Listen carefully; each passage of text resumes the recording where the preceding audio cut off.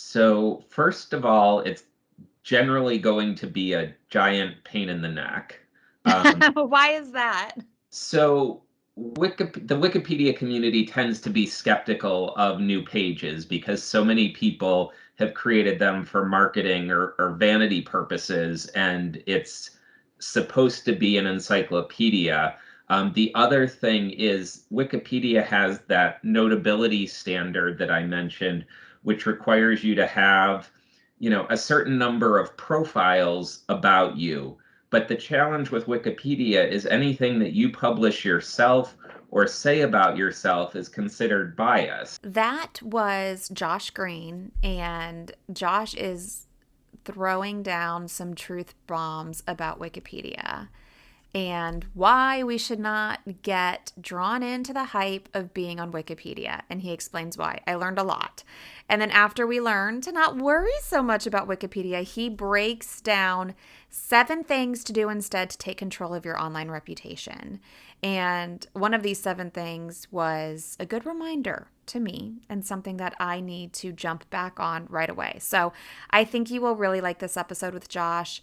He tells you all the ins and outs about Wikipedia, how to get on it if you want to try. But I think after listening to what he's saying here, you may not want to try. So here's more with Josh Greene. Ever wonder how some people seem to get a ton of media coverage and you don't? Welcome to Become a Media Maven, where TV reporter, host, and news contributor Christina Nicholson shares years of media experience to help you get the media attention you and your business deserve. And now, to help you master your media coverage, Christina Nicholson. Josh, welcome to Become a Media Maven. Thanks for having me on, Christina. I am excited to chat with you about all of the things, specifically Wikipedia. But before we get to the specifics of Wikipedia, I want to focus on a little bit broader online reputation stuff. I mean, obviously, it's important that we all invest in our online reputation. Like, that's what we all do whenever we want to know more. We just go and Google it. But how do people really take control of their online reputation? Because I feel like that's one of those things where some people are like, well, I can only control so much, but what do you suggest people do to really take control of this? And it's a great question because people oftentimes are unaware of how many things they do actually control about their online reputation. For many people, and I would guess many of the people listening to this, what people see when they Google you is really the start of your online reputation. And what I always advise people to do is take a look at how your website shows up, how your Facebook or Instagram or LinkedIn pages or any other social media that you control are showing up in those Google results, and make sure you tell a consistent story or have a consistent bio. If on Instagram I'm a photographer, and if on Facebook I'm an accountant, and if I'm something else on my homepage, that's going to be a very different story than if that story is sort of consistently being told. And that's pretty easy for people to improve on their own without a whole lot of work. Got it. So you need to be consistent across all forms of media. So I guess this goes back to people just like niching down and focusing on one thing. But what if you do a few different things? Like, what do you suggest for those kinds of people?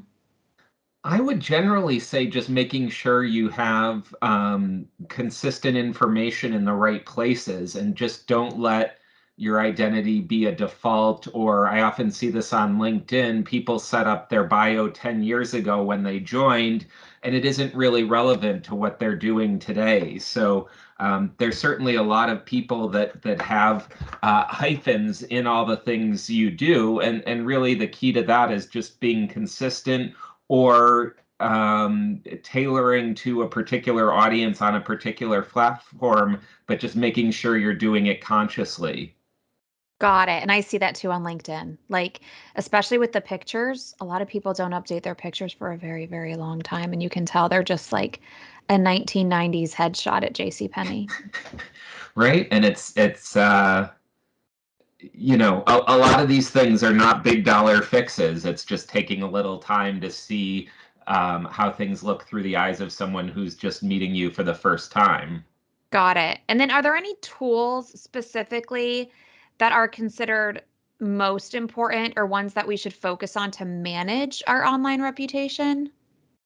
I think that sometimes we can overcomplicate it. A lot of the platforms have really good tools built in that people just don't know about or don't use. Like LinkedIn has a good tool to update the header behind your picture, and a lot of people, even people who are, their presence is essentially their business, maybe haven't put the time and energy into thinking about how that represents them, especially given, LinkedIn or Facebook or Twitter or Instagram all have tools that'll really help you spruce up your online presence. I mean, there are things like Canva that do a really good job of sizing images and making sure things are lined up the right way. But often the best tool is just some of your time to look at it and tinker a little bit. I'm obsessed with Canva. Canva is like, I use it almost every day. I love Canva so much. Yeah, it's a super helpful tool. Let's talk about Wikipedia because that is something that I get asked a lot by people, specifically some clients. And I feel like Wikipedia is like this big mystery to a lot of people. So break down why we should or should not be on Wikipedia, what Wikipedia is, just like give me a quick crash course in Wikipedia and why it's important. The idea behind Wikipedia is that you've got a crowdsourced encyclopedia of all the world's knowledge. The downside of that is the words crowdsourced in there. You have all the flaws and benefits of people when they get together and aggregate online. So there are many, many debates about what should and shouldn't be in the world's encyclopedia. And that's often where people run into trouble because Wikipedia has a notability standard for getting your own page that is completely different than anyone's English language understanding of the word notability, and is considerably more difficult. And that causes a lot of confusion and annoyance for people if they're wondering why there isn't a page for them or their company. And we can talk about a couple quick things you can do, even if you don't have your own page to contribute to Wikipedia. But I think a lot of what people see and have issues with is oftentimes content on Wikipedia will change, and it'll sometimes seem like it's changing for arbitrary or random reasons, or maybe not being as accurate as someone might like. And a lot of times that's due to many obscure rules on Wikipedia that sort of are the exact opposite of what someone with a marketing background might do, or B, just if you have 10,000 people, some of them are going to have very strong opinions about certain topics, and those can impact how your page is in fact showing up on Wikipedia. So Wikipedia, it's kind of like the blue check mark on Instagram, but it can get complicated because anybody can go in there and say anything, right? Or is there like a process? Like it's crowdsourced, but there are some rules around it. But then it is like has this prestigious appearance. It's kind of weird. It is. There are a lot of checks and balances within Wikipedia in terms of editing. So one of the sort of running commentaries or jokes is it often seems like it's the encyclopedia that anyone can edit except me. When people run into there are all sorts of bots that will revert if you try and put up copyrighted information. If you try and vandalize a page, it often will get reverted very quickly because the people who contribute to Wikipedia have also put a lot of time and thought into the editing process. So it is usually pretty stable, and big changes to pages get debated on the talk pages. So there is a pretty good system of checks and balances, but people can go in and edit it. So it's sort of odd having an encyclopedia that's in many ways the definitive word on something because it's in Google multiple times for any search result. But at the same time, what it does do is it takes some of the secrecy out of the older version of generating an encyclopedia. The people who, were writing Encyclopedia Britannica in the 1980s probably had their own thoughts and biases that they were bringing to the table, but you didn't really get any sort of view behind the scenes to understand that. Flawed as it might be, you do get to see, transparently all the editing that's ever happening on Wikipedia, which does, sort of provide some sunlight in terms of how pages are getting to where they're getting. So if I have a client who wants to be on Wikipedia, he wants to build his personal brand and he wants his own Wikipedia page, what does he need to get there? So first of all, it's generally going to be a giant pain in the neck. Why is that? So the Wikipedia community tends to be skeptical of new pages because so many people have created them for marketing or vanity purposes, and it's supposed to be an encyclopedia. The other thing is Wikipedia has that notability standard that I mentioned, which requires you to have, a certain number of profiles about you. But the challenge with Wikipedia is anything that you publish yourself or say about yourself is considered biased. I could announce that I, founded Paw Patrol and put it on my blog, but that wouldn't necessarily make it true. So you need a third party, a news source, to do a profile on this person, and that profile not to be interviewing them because, again, people are assumed to be self-interested. So that's a real challenge when you have people who've, been on television hundreds and hundreds of times, but there hasn't been a lot published about them from a third-party objective perspective. And you need to have that in fairly well-known news sources. So that tends to trip up a lot of people because, especially if you're someone running a business or a CEO, you probably view yourself as notable, and you may very well be notable in the colloquial term, but the Wikipedia definition tends to have a much higher bar to get over. Interesting. So you need traditional media about you where you were not interviewed. Right, which is challenging because most of the time, if a reporter was going to do a story on you, they'd probably call you and have some questions.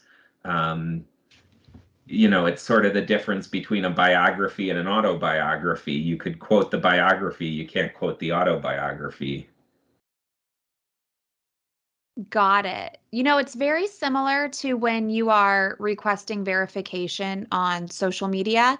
I know something that really sets people apart is you have to have earned traditional media. Now, they don't go down the rabbit hole of were you interviewed or not interviewed. You just need to show earned traditional media. Like they don't care about podcasts or YouTube. It's like the hard news stuff.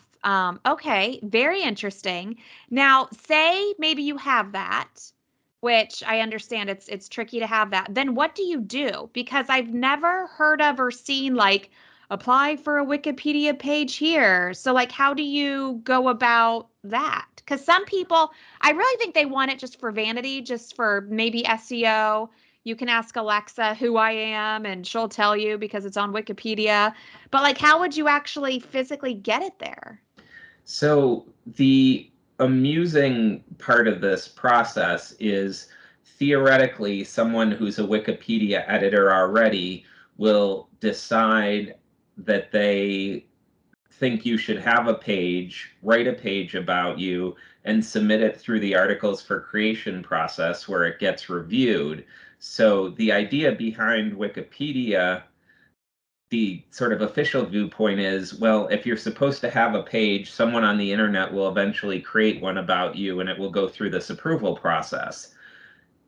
given most people are generally pretty impatient and don't want to wait for the internet at large to perhaps decide to write one for them, there are a lot of people who either try and write it themselves or pay someone to write it for them, and that usually goes poorly. It's sort of like the if you it's one of these, if you have to ask, you're probably going to have a hard time with it. Like if you say to Instagram, hey, I want to be verified, they're probably going to be like, well, you would be verified if you were famous already, but we're not going to do it just because you ask. And Wikipedia, challengingly, has sort of that, catch-22 dynamic to it. So is that why sometimes pages will be published and then they'll get deleted? Yeah, pages can get nominated for deletion, and then there's like a 2-week comment period where people can weigh in on, here's why it should be deleted or here's why it should stay. And oftentimes you'll see, entrepreneurs pay someone to put up a page, it'll get nominated for deletion, and there's no one to defend it. So regardless of whether it's notable or not under the Wikipedia definition, if no one defends it and a bunch of people say delete, it tends to get deleted, even without getting into the, is it a useful page for Wikipedia or not? Interesting. Okay, so then what do you say, just wrapping up this Wikipedia situation? What do you say to people who want to be on, like, what should I tell my clients? Or like, can you get me a Wikipedia page? Like, what do we say to those people? Um, I mean, I generally would say no. Like, it tends to be very frustrating. It's in many ways bad client alignment because the client believes they're notable and they should have a page, and therefore it should be easy and should not take much time or money or effort. And in reality, it will take a lot of time and effort, and it tends to be, at best a 50-50 shot of a page sticking. So most people have trouble hearing that something's a 50-50 shot and then accepting that a bad result can happen through nobody's fault. So my general advice tends to be, if you're an expert in your field, there's probably thought leadership that you're doing that could contribute to the Wikipedia page on business process automation. You may not be famous enough to have your own Wikipedia page, but there's probably some thought leadership that could help on a category that you're in, that could be a presence on Wikipedia if it's something you want to take a look at. And oftentimes people find that helpful or something that's useful if that's what they're looking to do with Wikipedia. Oh, I think that's a great suggestion. Instead of your own page, maybe get a mention on another page that's about something a little bit bigger. Okay, cool. So that's Wikipedia, but you do a whole lot of other stuff when it comes to helping people with their online reputation, SEO reviews, different things in Google. So do you just have some tips on what people could do? Say they just want to build their digital footprint. When you Google their name, they want to be front and center with all kinds of positivity. Now that we know Wikipedia may not be the best way to go, what are some other things that people could keep in mind? I'd say the first is what we discussed earlier. Look at how your biography appears on the different sites that you control that are showing up on the first page. The second thing that oftentimes people overlook is you can run AdWords pretty inexpensively on just your brand name or your individual name. And that gives you 7 lines of text in Google right at the top of the page as an ad, that you can say whatever you want about yourself. So that can be pretty helpful in terms of sort of positivity and telling your story the way you want to tell it. And then the other thing is I would take a look at things like your images that are showing up. And oftentimes if you're have a big, say, Twitter presence, that's going to show up on your search results as well. And that can do wonders for people searching on you, sort of seeing your thought leadership as you're demonstrating it on a daily basis. And then I think finally, there's a lot of opportunity when you're an expert sharing your knowledge in terms of press, that does a lot for your SEO, even if you're not consciously thinking about it. So a lot of times I'll tell people that if they keep doing what they're doing to build their business, to get awareness out, and to get press, whatever that means to them, it might be industry trade publications, it might be TV, it might be other things. Those things will all sort of help your SEO, even if you don't really know anything technical on the SEO side of things. Yeah, no, 100%. I preach that to my clients as well. I mean, I know sometimes when I Google myself, I'll see episodes of podcasts that I was on back in the day. Not necessarily my podcast, but that's what I see when I search myself. It's those other media outlets that I've been on. So let's go through these. Number one, be consistent with your bios and social media. So we all know it's the same person, same bio, same thing. Some people also say use the same profile image in all of them, just so it's consistent. You know, it's the same person. And then number two, I have a question about this. Running AdWords inexpensively on your brand name and business name.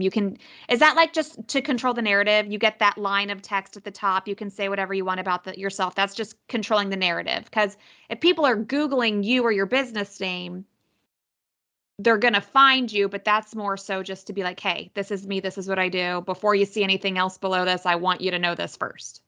Yes. And if Google yourself and you're like, this tells the story of who I am, it makes it clear what people ought to do if they want to, work with me. You may not need to do that. But if you're like, I could use some more space to tell my story, that can be really powerful.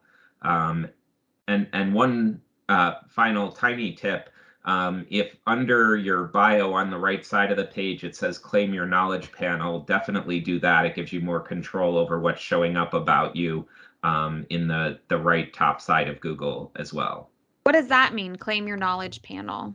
That lets you control sort of the facts that Google itself knows about you, and it will oftentimes let you add in links to your social, give you a little control over which images are showing up. It's basically a way to say to Google, hey, it's me, Christina Nicholson, and here's some of my official information. You have to verify yourself using, a driver's license or something like that, but definitely a good thing to do and free. Okay, good to know. Anything about Google My Business we should know about while we're on this topic? Yes, if you have a physical business, you should definitely try and take advantage of it. Google gives it a big advantage in the search listings, and look at all the features. When they roll out new ones, they usually get a boost in the search rankings. So don't just do your hours of operation. You can answer questions, you can, respond to reviews. It can be a really powerful tool if you're a physical business with stores. And you want to get information about it out. Do you think it helps you and your SEO if you're always updating, sharing pictures and all of that in Google My Business, or does that not do a whole lot? Yes, It helps. yes. Okay. So update it, use it on the regular. Then look at the images showing up when you Google yourself. Why are we doing that? Because what can we do if there's an image we don't like? Can we really do anything about that? You can flag them in Google. If you do the knowledge panel thing, it gives you a little bit more influence on it. If you're putting images up in Google My Business, that'll help. I would say people should just check out some of the help topics Google has in terms of images. It usually won't matter, but for probably 5 or 10% of the people out there, looking at how Google takes feedback on images can be really useful.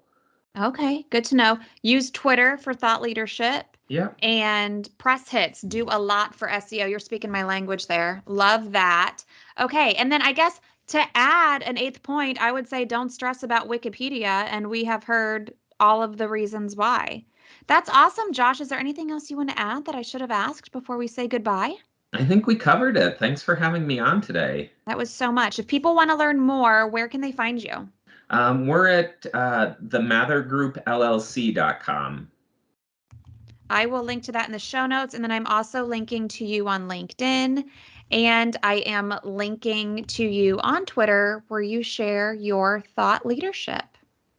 Thank you so much. It was great talking with you. It was so nice talking to you. And now I know I need to step up my Google My Business game. I used to post on the regular, but then I stopped and I have to get back on it. So thank you for the reminder, Josh. Welcome. Thank you for listening. If you haven't already, make sure you tap that subscribe button. And hey, remember number 7 today.